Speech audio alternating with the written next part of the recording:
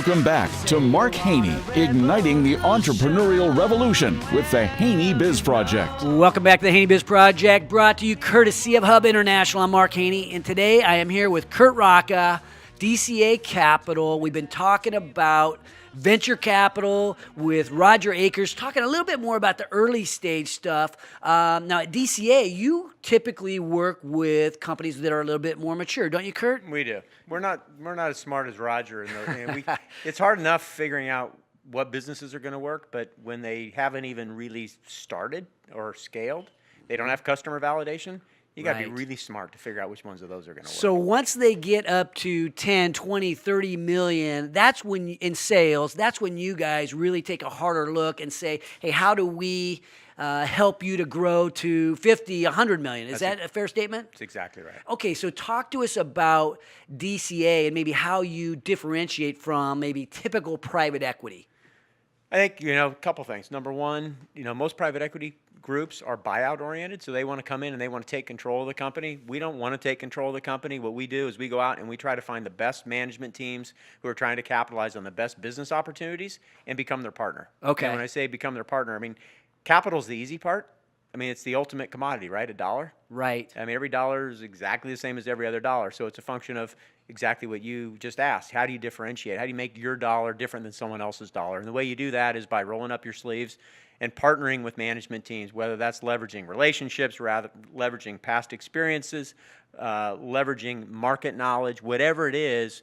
We try to find opportunities where we can add value beyond just the dollars that we invest. Now, it's you're going in and typically investing in the existing management team. They've got a plan that is scalable, and then bringing in a little bit more of some of your advisory skills, your connections, along with the capital. You're taking a minority interest in the companies, and then helping them to accelerate their growth.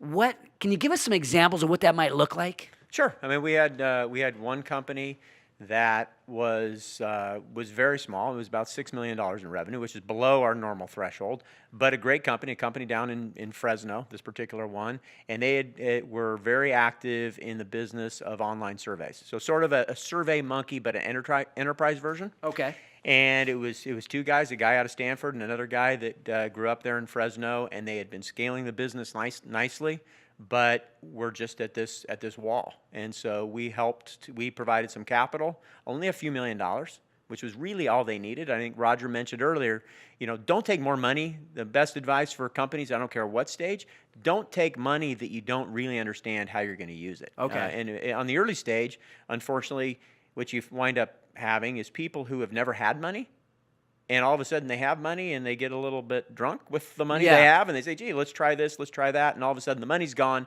Just about the time they figure out how to use money effectively, it's gone, right? And at that point, getting more of it is really, really expensive. What's the best way to use money when you're talking about growing? Is there acquisitions that might be sitting there ready to happen, or maybe it's some software or a management team that needs to be expanded? It's a great question, and it's different for every business and every different opportunity. Acquisitions can be great, but also investing in just hiring the best people. A lot of times one of the biggest mistakes that we see, which isn't the question you asked, but I'll play politician for a minute and answer a question that's similar enough. One of the biggest mistakes that they make is cheaping out on just hiring people that are good enough. Instead of going out and saying, who is the best person in the world? My opportunity is worthy of the best person in the world in this discipline wanting to come to work here, and going out and getting them and going out and selling your story. It's selling your story to attract capital is no different than selling your story to attract talent. And people get really good at it at some point in terms of trying to raise capital. And if they take that same discipline, trying to get the best possible people on their team, they'll be much more successful. And, I think about that a lot of times. As CEOs, typically, we're the ones that are making the molecules move, right? We are pitching or are working in a sales process to raise capital, to get those customers, to employees, as you talked about, and to get the customers. But what I'm going to suggest, maybe we demystify this process a little bit for the average person who might not quite know what private equity or growth equity financing, the process might look like. So I'm a small business person. Let's say I'm 6 million, 10 million, 15 million. And I come to you and I want some financing to grow my company. Let's say I want to make some acquisitions.